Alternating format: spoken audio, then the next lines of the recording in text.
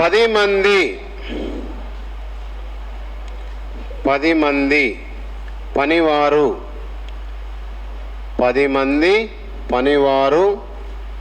75 kilometres 75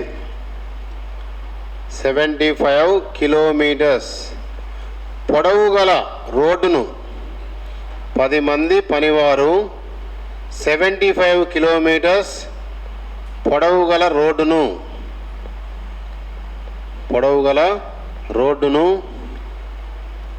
5 రోజుల్లో వేయగలరు. 5 రోజులలో వేయగలరు. 10 మంది పనివారు 75 కిలోమీటర్ల పొడవు గల రోడ్డును 5 రోజుల్లో వేయగలరు. అదే పనితనం అంటే సేమ్ స్పీడ్ అని. అదే పనితనము గల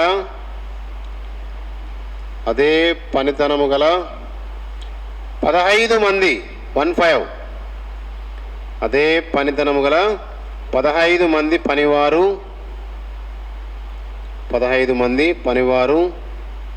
45 కిలోమీటర్స్ 45 కిలోమీటర్స్ పొడవు గల రోడ్డును 45 కిలోమీటర్స్ పొడవు గల రోడ్డును ఎన్ని రోజుల్లో వేయగలరు?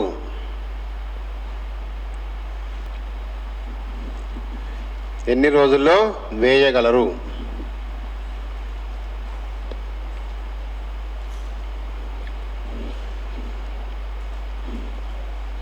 సేమ్ క్వశ్చన్ మీరే చేయాలి. 10 మంది ఎన్ని రోజులు? ఎంత పొడవు రోడ్డు? 75 కిలోమీటర్స్ రోడ్డును ఎన్ని రోజులు వేస్తున్నారు? 5 రోజుల్లో వేస్తున్నారు. అయితే ఎంతమంది? 15 మంది ఎన్ని కిలోమీటర్లు? 45 కిలోమీటర్స్ రోడ్డును ఎన్ని రోజుల్లో వేస్తారు? ఇట్లా క్వశ్చన్ మార్క్ చేసుకోవాలి. క్లియర్గా క్వశ్చన్ క్లారిటీగా ముందు ఇట్లా రాసుకుంటే మనకు 50% క్వశ్చన్ అయిపోయినట్టే. చెప్పండి. ఇప్పుడు ఏం చెప్పాను? క్వశ్చన్ మార్క్ ఉన్నదాన్ని, ఈ ఫస్ట్ దాన్ని క్వశ్చన్ మార్క్ ఉన్నదాన్ని చూసుకోవాలి. ఇది మనకి ఇవ్వలేదు అనుకొని 10 మంది ఒక పనిని 5 రోజుల్లో పూర్తి చేస్తున్నారు. అది ఏ పనైనా కావచ్చు. 10 మంది కూలీలు ఒక పనిని ఎన్ని రోజులు చేస్తున్నారు? 5 రోజులు చేస్తున్నారు. మరి అదే పనిని 15 మంది చేస్తే తొందరగా అయిపోద్దా? తక్కువ రోజులు అయిపోద్దా? ఎక్కువ రోజులు అయిపోద్దా? 10 మంది చేస్తేనే 5 రోజులు పట్టింది. మరి 15 మంది చేస్తే తక్కువ రోజులు అయిపోతుంది. తక్కువ బై ఎక్కువ అంటే ఏం రాయాలి? 10/15 ఇంటూ. చలో ఇప్పుడు ఇక్కడ రా, ఇది అయిపోయిందిగా, దాన్ని వదిలేసాయి. ఇప్పుడు ఈ రెండు చూసుకోవాలి. సో ఈ క్వశ్చన్ మార్క్ ఉన్నదాన్ని దీన్ని. ఇప్పుడు ఇది లేదనుకొని 75 కిలోమీటర్స్ రోడ్డు వేయడానికి ఎన్ని రోజులు పడుతుంది? 5 రోజులు పడుతుంది. 75 కిలోమీటర్స్ పొడవున్న రోడ్డు వేయడానికి 5 రోజులు పడుతుంది. మరి 45 కిలోమీటర్స్ పొడవున్న రోడ్డు వేయడానికి ఈ నుంచి 75 కిలోమీటర్లు అంటే సూర్యాపేట అవతల దాకా వేయడానికి ఎన్ని రోజులు పట్టింది అంటే 5 రోజులు పట్టింది. 5 రోజులు.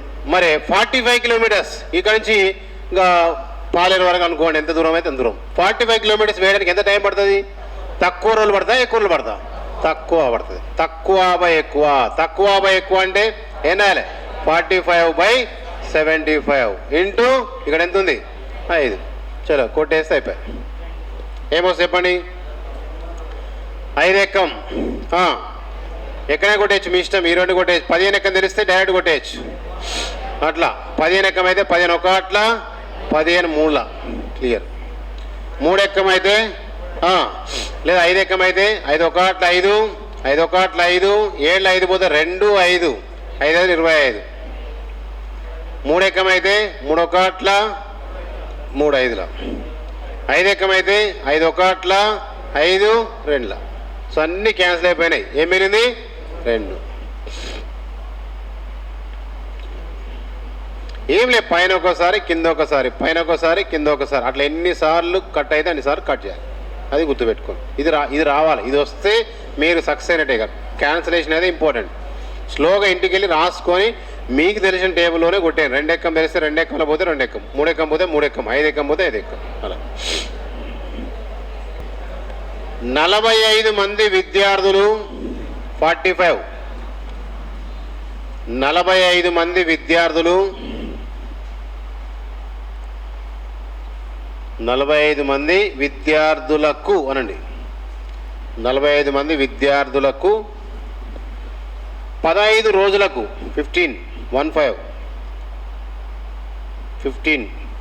15 రోజులకు అయిన భోజనపు ఖర్చు 3375 అయినా 32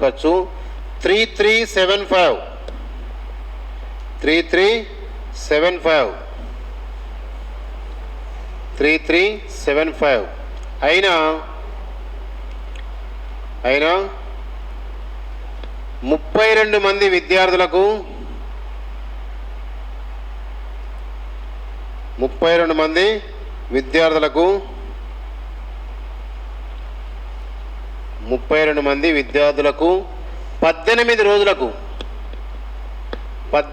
రోజులకు అగు భోజనపు ఖర్చు ఎంత?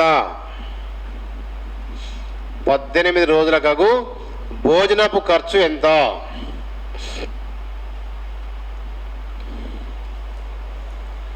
క్వశ్చన్ జాగ్రత్త చదవాలి.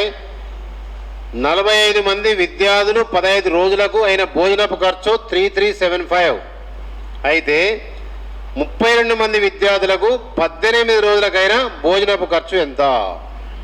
కొద్దిగా నెంబర్లు పెద్దగా ఉన్నాయి, చాలా జాగ్రత్తగా చేయండి. క్యాన్సలేషనే, ఇక్కడ క్యాన్సలేషన్ వస్తే మీకు మార్క్ వస్తుంది. 45 మందా? సో 45 మందికి ఎన్ని రోజులకు? 15 రోజులకైనా భోజనపు ఖర్చు ఎంత? 3375 అయితే ఎంతమంది ఇచ్చిన? 32 మందికి ఎన్ని రోజులకు? 12 18. సో 18 రోజులకు అయిన భోజనపు ఖర్చు ఎంత? క్లియర్. ఫస్ట్ ఇట్లా క్వశ్చన్ ఫ్రేమ్ చేసుకోండి. ఏం చెప్పాను? ఎక్కడైతే క్వశ్చన్ మార్క్ ఉందో ఈ ఫస్ట్ దాన్ని ఈ క్వశ్చన్ మార్క్ ఉన్న దాన్ని చూడాలని చెప్పినాం. ఓకేనా? ఈ మధ్యది లేదుగా. 45 మందికి భోజనపు ఖర్చు ఎంత అయింది అంటే ఇగో ఇంత అయింది. 32 మందికి ఎంత అవుతుంది? దానికంటే ఎక్కువ అయిద్దా తక్కువ అయిద్దా? గంతే మనం చెప్పాల్సింది. మన లెక్క అంతా చేయదు. 45 మంది తింటే ఇంత ఖర్చు వచ్చింది, మరి 32 మంది తింటే దీనికంటే తక్కువ వస్తుందా ఎక్కువ వస్తుందా? తక్కువ వస్తుంది. ఎందుకు? తక్కువ మందికి తక్కువ ఖర్చు వస్తుంది, ఎక్కువ మందికి ఎక్కువ ఖర్చు వస్తుంది. తక్కువ బై ఎక్కువ అంటే ఏం రాయాలి?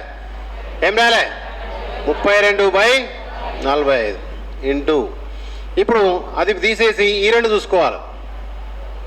ఎక్కడ క్వశ్చన్ మార్క్ ఉంటే అక్కడ, ఒక్కోసారి ఇక్కడ మిడిల్లో ఉందనుకోండి అప్పుడు ఇది చూడాల్సి వస్తుంది. అక్కడ ఉందనుకోండి ఈ రెండు చూడాల్సి వస్తుంది. అట్లా క్వశ్చన్ మార్క్ ఉన్న దానికి రావాలి.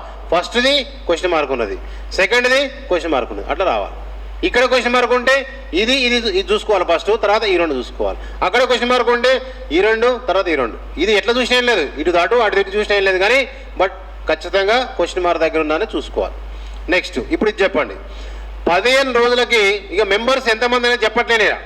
15 రోజులకి ఇంత ఖర్చు వస్తుంది, 18 రోజులకు ఎక్కువ ఖర్చు వస్తుంది. ఎక్కువ బై తక్కువ అంటే ఎంత?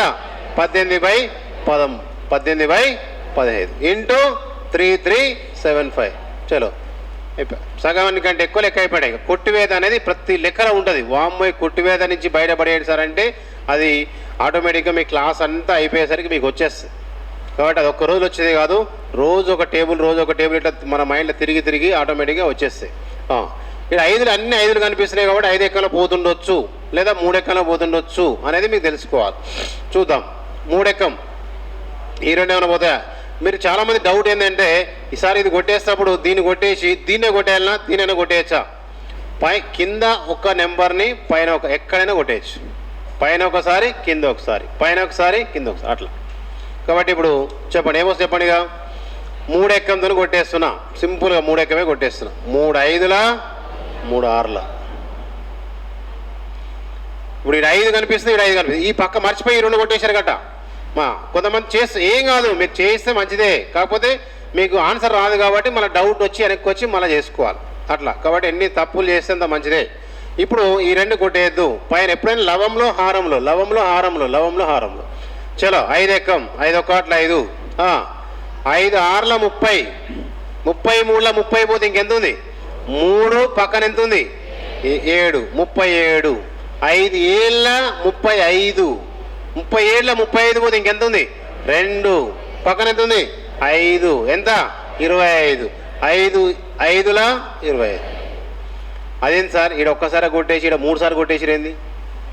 3 సార్లు కొట్టేసి ఇది ఒకటే నెంబర్, ఇదంతా 3375 అనేది ఏంది? ఒక్క నెంబరే, ఇదంతా కలిపి ఒకటే నెంబర్. 3375 రూపాయలు అనేది అంతా ఒకటే నెంబర్. 5 ఒకట్ల 5, 5 6ల 30, ఇక సగంలో కొట్టేసి దాన్ని వదిలిపెట్టి పోతు. మళ్ళా 5 6ల 30, ఇంకా 3 మిగులుతుంది, 7, 37, 5 ఏళ్ళ 35, ఇంకా 2 మిగులుతుంది, 5 5 25.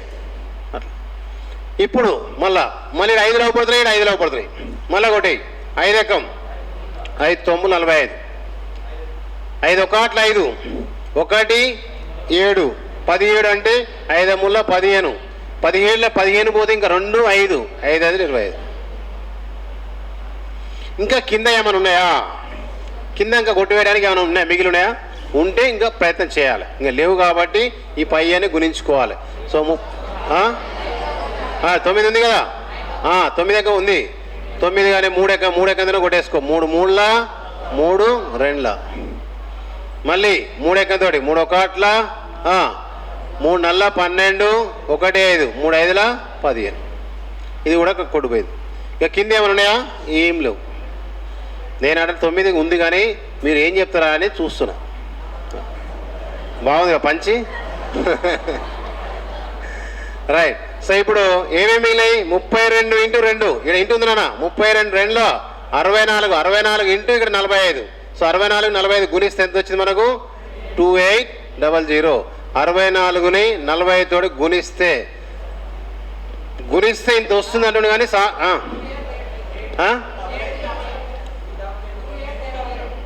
చేద్దాం. 5 4ల 20, 5 6ల 30 ప్లస్ 2 32, 4 నల్ల 16, 4 6ల 24 1 25. ఎంత వచ్చింది? 0 8 8 2. సో 2880. ఇది కొద్దిగా ఇప్పటివరకు మనం చేసిన లెక్కల్లో కొద్దిగా క్యాన్సలేషన్లో క్రిటికల్ లెక్క ఇదే చేయాలి. ఇటువంటివి చేస్తేనే మీకు సబ్జెక్ట్ వస్తుంది. క్లాస్ రూమ్లో మనము ఎంత టఫ్ లెక్కలు చేస్తే అంత మంచిది. అర్థమైందా?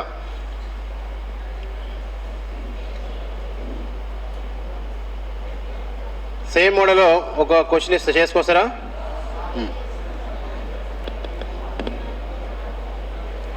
ఏందని ప్రస్తుతానికి నోటిఫికేషన్ లేదు కాబట్టి మీకు 5 వరకే ఉంటుంది. ఒకవేళ నోటిఫికేషన్ వస్తే మాత్రము మార్నింగ్ ఎన్ని గంటలకు అనుకుంటారు? నోటిఫికేషన్ కనుక సడన్గా రేపే వచ్చింది అనుకోండి 7 గంటలకే మొదలు పెడతారు. అట్లా అయితేనే మరి సిలబస్ అవుతుంది, జాబ్ వస్తుంది. అర్థమైందా? జాబ్ కావాలన్నా నీకు టైం కావాలంటే నోటిఫికేషన్ లేదు కాబట్టి 9 to 5 ఓకే. నోటిఫికేషన్ వస్తే మాత్రం ఇటో గంట అటో గంట, మరీ 7 కాదు కానీ 8 గంటలకు పెడతారు. ఈవినింగ్ 6 వరకైనా ఉంటుంది. 6 తర్వాత కూర్చొని ఎగ్జామ్ రాసుకొని పోవాలి. అందుకే కష్టపడ్డప్పుడే ఇంకొక గంట అదనంగా కష్టపడండి. అర్థమైందా? కాబట్టి హార్డ్ వర్క్ చేసేటప్పుడు అదనంగా చేస్తే మనం అనుకున్న మార్కుల కంటే 4 మార్కులు ఎక్కువ వస్తాయి. సెలెక్షన్ మీకు జాబ్ వస్తే చాలనుకుంటే టాప్ ర్యాంక్ వస్తుంది. అట్లుండాలి మన రిజల్ట్. మన పూరి జగన్నాథ్ ఎవరైనా పోకిరి సినిమాలో మహేష్ బాబు డైలాగ్ ఉంటుంది కదా, కొడితే దిమ్మ తిరగాలంటాడు. మనం కూడా కొడితే దిమ్మ తిరగాలి. ఎవరికి? నీ శత్రువుకి. వాడు దిమ్మ తిరిగిపోయి వాడికి నీ దగ్గరికి రావద్దు. సో అట్లుండాలి. అర్థమైందా? అట్లే మహేష్ బాబు సినిమాలో బిజినెస్ మ్యాన్ సినిమాలో ఒక డైలాగ్ ఉంటుంది. నీ టార్గెట్ ఏమంటాడు కదా, నీ టార్గెట్ 10 మైల్ అయితే నీ ఎయిమ్ 11th మైల్ అంటాడు. సో అట్లుండాలి. నువ్వు పోవాల్సింది 10 మైళ్ళే, కానీ నీ ఎయిమ్ ఏమి ఉండాలి? 11 మైళ్ళు పోవాలి. మీరు రేపు రన్నింగ్ చేస్తారు, 100 మీటర్స్ రన్నింగ్ చేయాలి, 800 మీటర్స్ రన్నింగ్ చేయాలి. కానీ మీ టాస్క్ ఏం పెట్టుకోవాలంటే 100 మీటర్స్ని అక్కడ 15 సెకండ్లు పోవాలి. కానీ మనం ఏం పెట్టుకోవాలి? 100 మీటర్స్ని 10 సెకండ్లు 12 సెకండ్లు పోవాలి.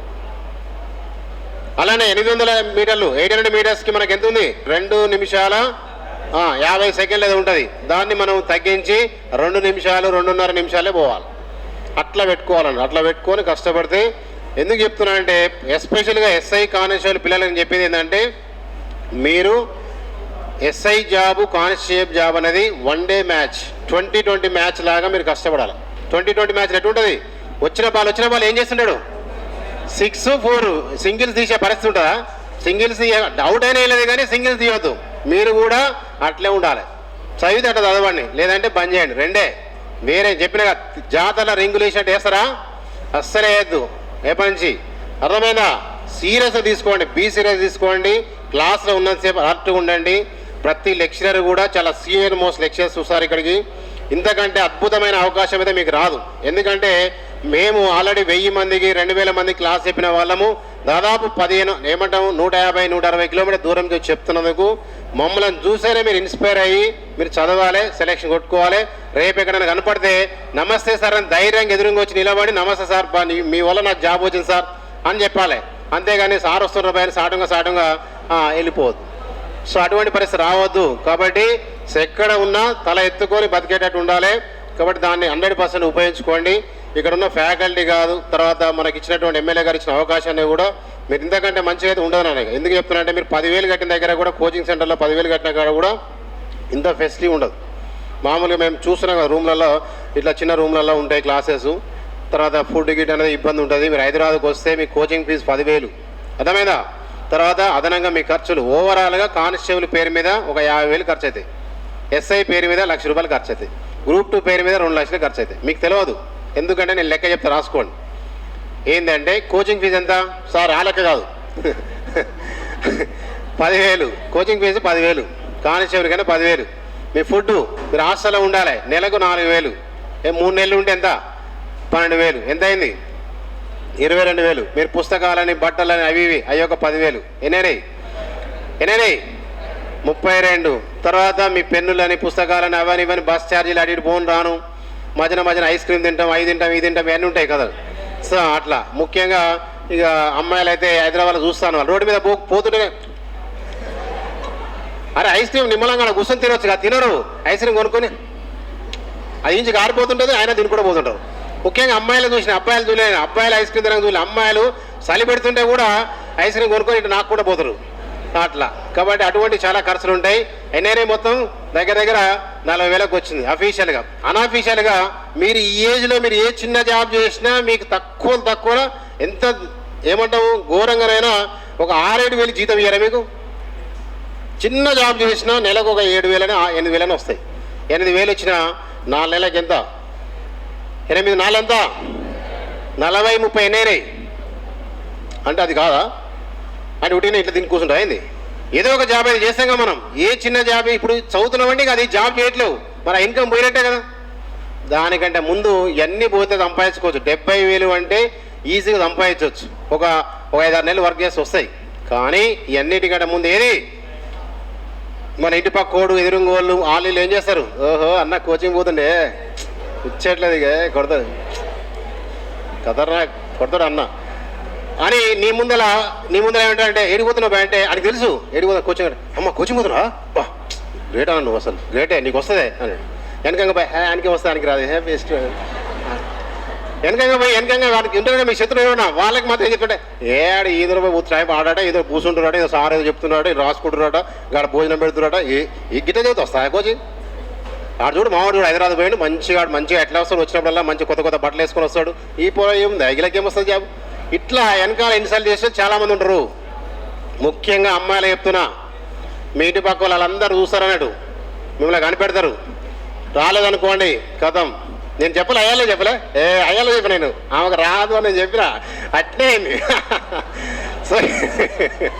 సో ఇట్లా చాలా ఇన్సల్ట్ ఉన్నాను, అది తట్టుకోలేరు. మాటలు డబ్బులైనా ఏదైనా చేయొచ్చు, కానీ మాటలు కనుక కరెక్ట్గా హార్ట్కి తగిలే మాటలు అంటే మాత్రం తట్టుకోలేరు.